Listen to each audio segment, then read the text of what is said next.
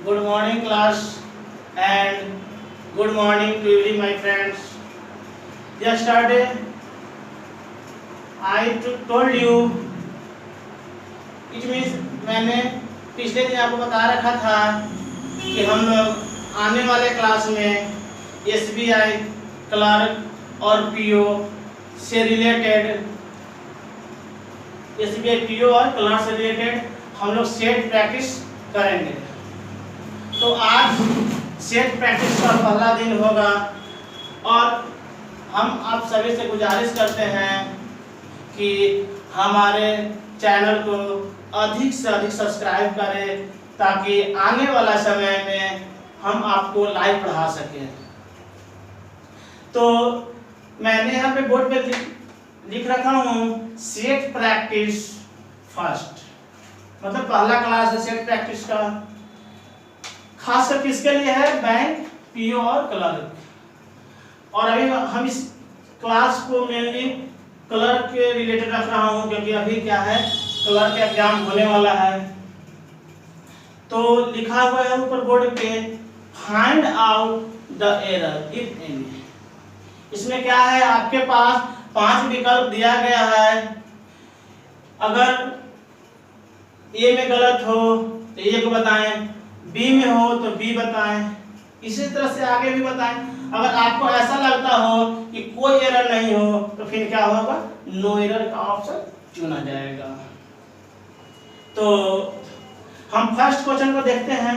First question क्या कहता है, लिखा हुआ है मेक हेस्ट, फर्स्ट पार्ट है। सेकंड में लिखा हुआ है लेस्ट। थर्ड पार्ट में लिखा हुआ है you should not miss the train. The train कौन सा पार्ट है? डी पार्ट है। और अंत में लिखा हुआ है नो एरर। तो देखते हैं सबसे पहले बात कि मेक क्या होता है। मेक वर्ब भी होता है, लेकिन अगर मेक से कोई सेंटेंस की शुरुआत कर देते हैं क्या हो जाता है, नाउन के रूप में आ जाता है। और साथ ही साथ यहाँ ये भी देखते हैं कि शुड क्या है, मॉडल है। तो मॉडल के साथ हमेशा क्या होता है, भी1 होता है। तो अगर ये देखा जाए मतलब कि सेक्शन वाइज तो यहाँ पे कोई गलत नहीं है। अगर लिस्ट को देखा जाए तो अपने अपने लिस्ट भी ठीक ही है। लिस्ट का अर्थ होता है ऐसा ना हो कि, और जब देखा जाए सी में कि यू शुड नॉट मिस, ये भी ठीक है क्योंकि मॉडल के बाद भी1 आता है जो कि मिस है, जो कि क्या है, भी1 है। ये क्या है, मॉडल है। मॉडल के बाद भी1 ही आता है, मॉडल के बाद भी1 आता है। इसके बाद द ट्रेन लिखा हुआ है और जो लिखा हुआ नो एरर। तो हमें विचार करना होगा, लिस्ट का अर्थ होता है ऐसा ना हो कि, इट मींस एक खुद निगेटिव है। एक खुद निगेटिव है, कहता है कि मेक हेस्ट, क्या करो, जल्दीबाजी करो, नहीं तो क्या होगा, ट्रेन छूट जाएगा। यहाँ पे कह रहा है कि ऐसा ना हो क्या हो जाए, ट्रेन छूट जाए। और फिर यहाँ पे निगेटिव दिए हुए है और इसके बावजूद फिर से एक निगेटिव लगा दे रहा है।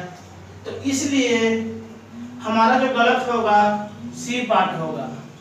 ऐसे भी हम जानते हैं कि लिस्ट का बाद नोट का प्रयोग नहीं होता है। जैसे और मैं एग्जांपल दे रखा है आपके बीच, work hard lest, work hard lest you should fail. कह रहा है अगर आप कठिन मेहनत नहीं करते हैं तो क्या हो जाएगा, आप फेल हो जाएंगे। ठीक है, तो फर्स्ट क्वेश्चन में एक बार फिर से समझेंगे। जो हमारा गलत है सी पार्ट है, जो कि नोट का प्रयोग नहीं होगा। क्यों नहीं होगा?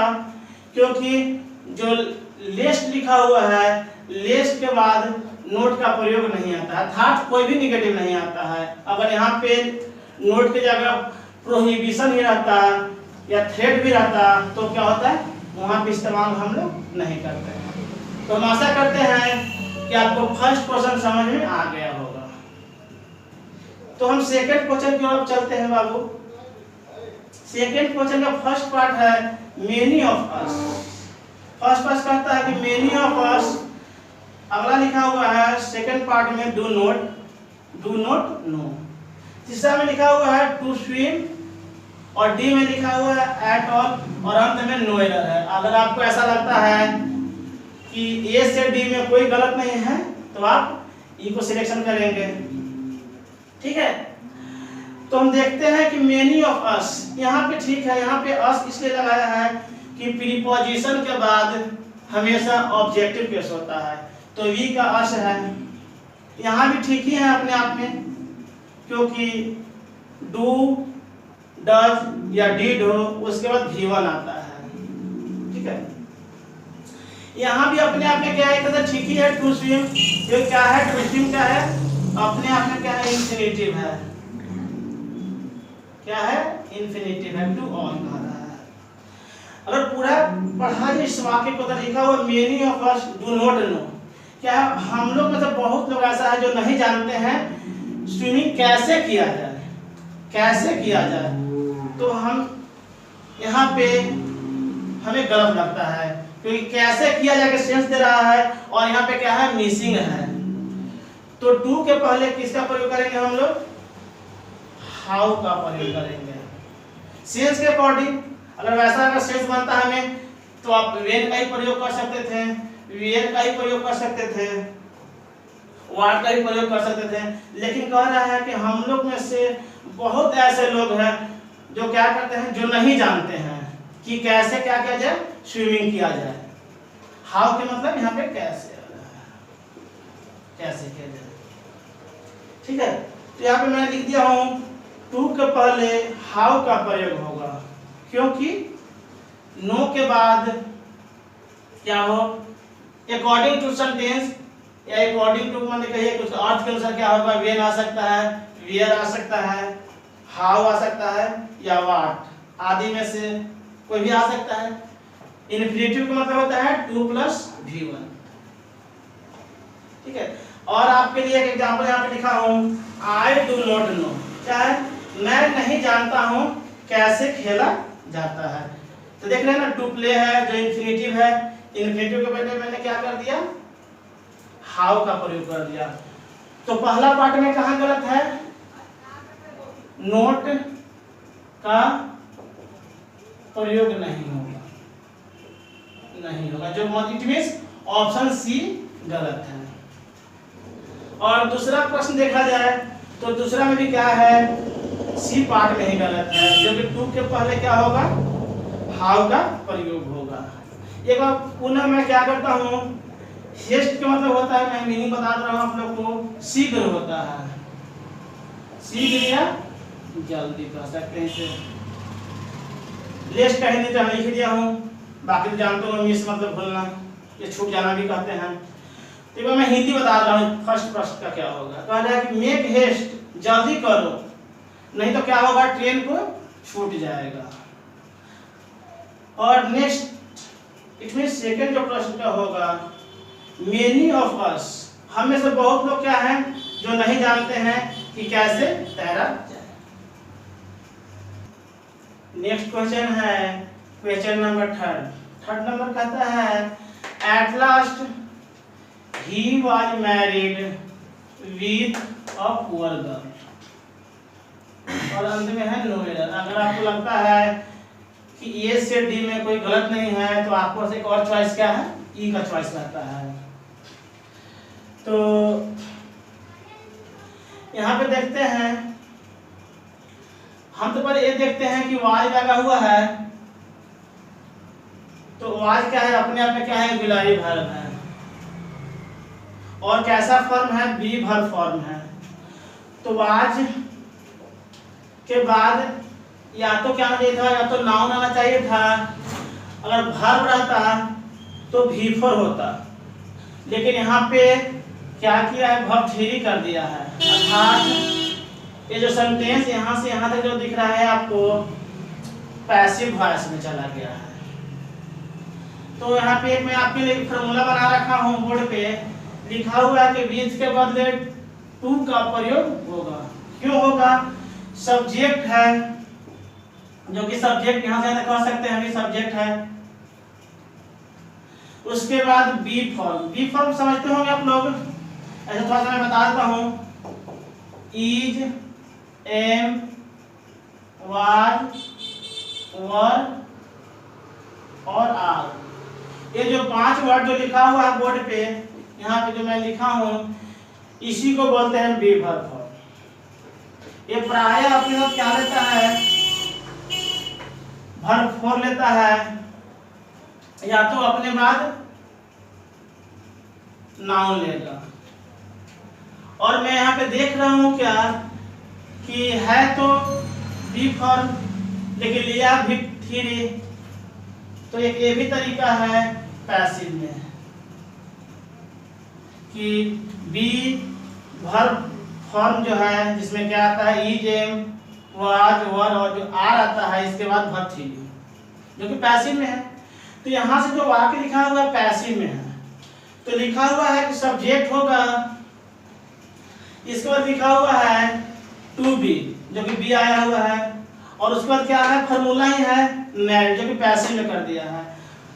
तो उसके बाद विथ नहीं होकर क्या होगा, टू का प्रयोग होगा। जैसे और एग्जांपल देखते हैं, Ram is married to Sita. Ram ने किससे विवाह किया है, सीता से विवाह किया है। ये भी क्या है अपने आप में जो वाक्य है ना पैसिव में है। क्यों पैसिव में है, क्योंकि इस का क्या आया है, वर्ब थ्री आया है। और जितना भी यहाँ पे वर्ड लिखा हुआ है, इज हो, एम हो, वाज हो, वर या आर लिखा हो, ये जो जितना भी आपको लिखा हुआ है ना, अगर इसके बाद अगर वर्ब थ्री आता है डायरेक्ट, तो आप समझेंगे बातों को कि वाक्य कहाँ चला गया, पैसिव में। और ये जरूरी नहीं है कि जब वॉइस बनाते हैं तो प्रीपोजिशन बाय का ही इस्तेमाल हो, ये कोई जरूरी नहीं है, ये कोई जरूरी नहीं है। क्या हुआ, मैरिड क्या लेगा प्रीपोजिशन, टू लेता है, इसलिए टू आ गया। विथ नहीं लेता, इसलिए क्या से यहाँ से विथ हट गया। लेकिन एक और यहाँ आपके पीछे लिखा हुआ है, अगर सब्जेक्ट रहता है, ठीक है, और सब्जेक्ट आता है और डायरेक्ट क्या आता है, मेन वर्ब आता है, ठीक है, और उसके बाद ऑब्जेक्ट आता है, तो विथ का भी प्रयोग नहीं करेंगे और साथ ही साथ टू का भी प्रयोग हम लोग नहीं करेंगे। और थोड़ा सा इसको मैं यहाँ पे और डिटेल कर देता हूँ। जैसे आपको जब मैं सेट प्रैक्टिस करवा रहा हूँ तो हमें विश्वास होगा कि आपको हर एक चैप्टर पर कमांड होगा। अगर कमांड नहीं होगा तो फिर क्या होगा, आपको मुश्किल होगा। और मेरे तरफ से चैप्टर वाइज इंग्लिश का हर एक चैप्टर डाला जाएगा, जब भी आपको फुर्सत मिलेगा उस पर जाकर देखेंगे। अभी हम डालना स्टार्ट करेंगे चैप्टर वाइज, ठीक है, इसलिए no need to worry to everyone, है ना, बस पेशेंस बना के रखें। तो मैं आपको एक एग्जांपल यहाँ पे बता देता हूँ साथ में कि ए मैंगो इज ईटेन, यहाँ तक भी अपने आप में क्या है, वाक्य सही है। मैंगो इज ईटेन क्या है, एक आम को खाया जाता है, लेकिन अब ये पता नहीं चल रहा कि कौन खा रहा है। अगर कोई लगाना है व्यक्तिगत लगा देंगे, ये mango is eaten by me लगा दीजिए, या ये mango is eaten by you भी लगा सकते हैं, है ना। लेकिन ये जरूरी नहीं है कि हमेशा प्रीपोजिशन आएगा ही आएगा, ये जरूरी नहीं है। अपने आप में यहाँ तक भी क्या है, कंप्लीट है। बस इस बात को ध्यान रखेंगे कि जो बी वर्ब फॉर्म होता है, जो इज एम वाज वर और आर है, इसके बाद वर्ब थ्री का होना अनिवार्य है। तो समझेंगे क्या है, वो वाक्य पैसिव है। साथ ही साथ मैं आपको बता दूं हिंदी इसका क्या होगा। कहता है at last he was married to a poor girl. कह रहा क्या कि अंततः क्या किया, वह एक गरीब लड़की से शादी किया। नेक्स्ट क्वेश्चन की तरफ चलते हैं। लिखा हुआ है first past she said, first past है। सेकंड में लिखा हुआ है डैड। थर्ड में लिखा हुआ है शी विल हेल्प मी। और डी पार्ट है whenever I was in difficulty. और अंत में लिखा है नो एरर। तो ये जो सवाल है पास्ट ऑफ स्पीच अर्थात narration, part of speech sorry narration सवाल है। और अब पहचानेंगे कैसे कि क्या है, कैसे पहचानेंगे कि ये है डायरेक्ट है कि इनडायरेक्ट है, उसके विषय में थोड़ा सा मैं आपको डिटेल कर देता हूँ, बोर्ड पे।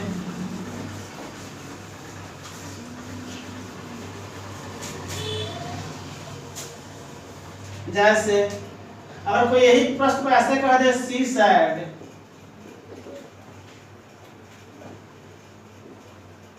ही इज ए बॉय, तो ये क्या है? ये है डायरेक्ट नारेशन। क्या है? डायरेक्ट नारेशन है। और जब ये जो दोनों तरफ से जो कॉमा बन जाता है ना, इसको हटा देते हैं तो हो जाता है इनडायरेक्ट। तो जो प्रश्न है इनडायरेक्ट में है, और इसको बोलते हैं रिपोर्टिंग वर्ब, जो कि पास्ट में दिया हुआ है, तो जाहिर सी बात है कि आने वाला भी पास्ट में ही होगा। इट मींस रिपोर्टेड स्पीच में भी पास्ट में ही होगा। और ये देख रहे हैं क्या है? विल क्या है? अपने आप में प्रेजेंट में है, तो विल की जगह क्या हो जाएगा? विल का क्या होता है? शुड, सॉरी, विल किसमें बदलता है?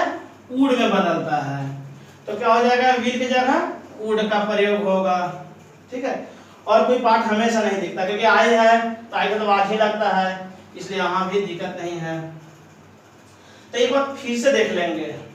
ये जो मैं डिस्कशन करा रहा हूँ ना, सिर्फ उन्हीं को समझ में आएगा जिनको क्या हो, ग्रामर को अच्छा पकड़ हो, अदरवाइज उनको नहीं समझ में ये बात को आएगा। क्यों? क्योंकि जब आप चैप्टर पढ़े नहीं होंगे तो क्या होगा, आपको ऊपर ऊपर निकलेगा। इसलिए हर एक चैप्टर को मेरे द्वारा पढ़ाया जाएगा, उसे बारीकी से पढ़ेंगे, और हमारे चैनल को भी आप सब्सक्राइब करेंगे, ताकि आने वाला समय में मैं आपको लाइव पढ़ा सकूँ। देखो हिंदी से बता देता हूँ।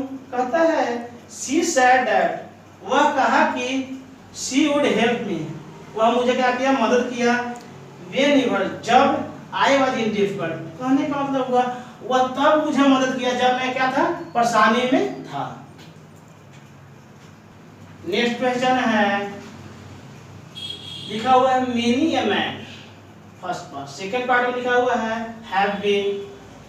थर्ड पार्ट में लिखा हुआ है वर्किंग, और फोर में लिखा हुआ अंडर मी, और 5 में लिखा हुआ नो। तो देखा जाए तो अपने आप में ये भी कम सेंटेंस सही है, मेनी ए मैन, बहुत में से एक आदमी, अपने आप में ये भी ठीक ही है। बीन ये भी अपने आप में ठीक ही है, क्योंकि आप जानते होंगे प्रेजेंट परफेक्ट कंटीन्यूअस टेंस में क्या होता है? हैज या हैव के बाद बीन प्लस वर्ब फॉर्म होता है। अंडर में ये भी ठीक ही है। लेकिन अगर देखा जाए कंप्लीटली सेंटेंस देखा जाए तो यहाँ पे हैव की जगह हैज का प्रयोग होगा, हैव की जगह हैज का प्रयोग होगा, अर्थात बी पार्ट में गलत है। अब कैसे गलत है ये देखेंगे। मेनी के बाद नाउन प्लुरल होता है, मेनी के बाद नाउन प्लुरल, जैसे many boys are absent today. कह रहा है कि many boys are absent today, क्या है?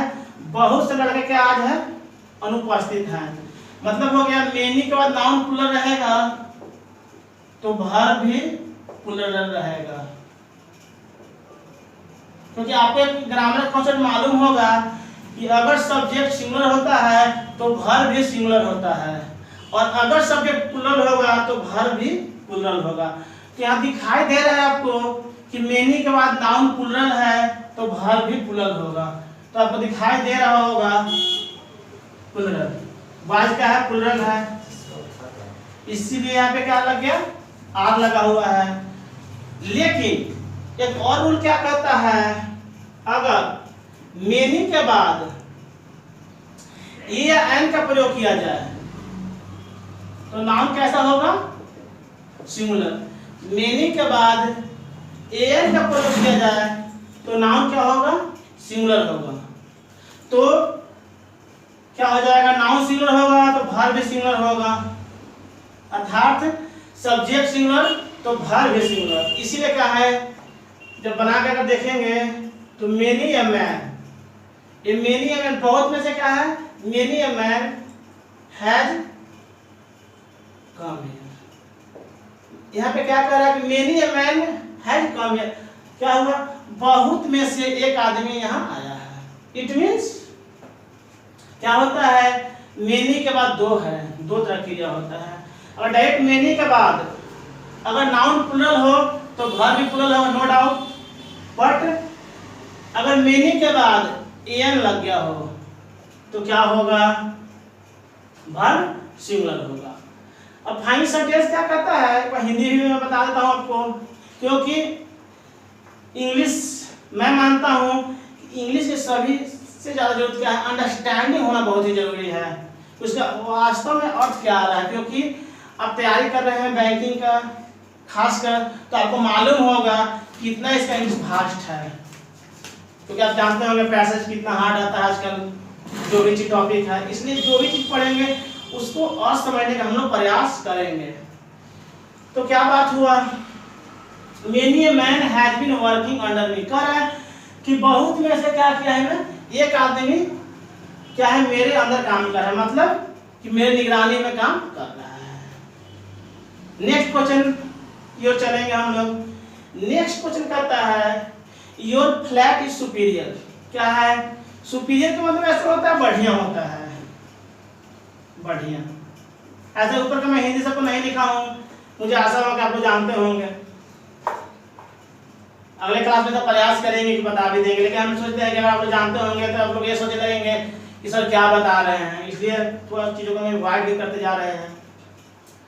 तो लिखा हुआ है your flat is superior than that of mine in all respect. Respect का मतलब आदर नहीं होगा यहाँ पे, रिस्पेक्ट मतलब जैसे हम पढ़ते हैं कि आदर होता है, लेकिन रिस्पेक्ट मतलब संदर्भ कह रहा है, संदर्भ में बात कर रहा है। तो सुपीरियर जो है कुछ ऐसा, ये क्या है, अपने आप में सुपरलेटिव डिग्री की बात है। सुपीरियर सब चीज देखेंगे, सुपीरियर हो गया, इंफीरियर हो गया, एंटीरियर हो गया, जूनियर हो गया, सीनियर हो गया, जितना भी जो वर्ड लिखा हुआ है बोर्ड पे ना, ये सब क्या है, सुपरलेटिव डिग्री है। और अपने साथ ये टू लेता है, क्योंकि ये लैटिन वर्ड भी एक तरह से कहा जा सकता है, लैटिन वर्ड है। तो क्या होगा, your flat is superior than नहीं होगा, देन या क्या होगा, टू होगा, क्योंकि मैं आपको ऑलरेडी लिख चुका हूँ बोर्ड पे कि सुपीरियर हो, इंफीरियर, एंटीरियर, जूनियर या सीनियर के बाद टू आता है। अभी हम आपको लिख इसलिए पढ़ा रहा हूँ ना, ये भी हमारा सब्सक्राइब होता नहीं हुआ है, जैसे ही होगा तो आपको लाइव क्लास भी बताया जाएगा बिना कुछ बोर्ड पे लिखे हुए, एकदम हूबहू। तो इसका हिंदी क्या होगा, सबसे पहले फिर से जान लेंगे, सुपीरियर के बाद टू का प्रयोग होगा, अपने यहाँ पे क्या है, प्रीपोजिशन है। तो कह रहा है your flat is superior to that of mine in all respect, कह रहा है आपका जो फ्लैट है वो क्या है, हर संदर्भ में, हर एंगल से देखा जाए तो मेरा घर से क्या है, आपका घर अच्छा है। अब आपको मैंने 6% का सॉल्यूशन कराया है, और अगले ही दिन फिर मैं आपको फिर आगे की बात करूंगा। और मैं आप सबसे यही अनुरोध करता हूँ कि हमारे चैनल को सब्सक्राइब करें, अगर अच्छा लगता है तो अपने दोस्त के साथ भी शेयर करें। Good bye and meet tomorrow.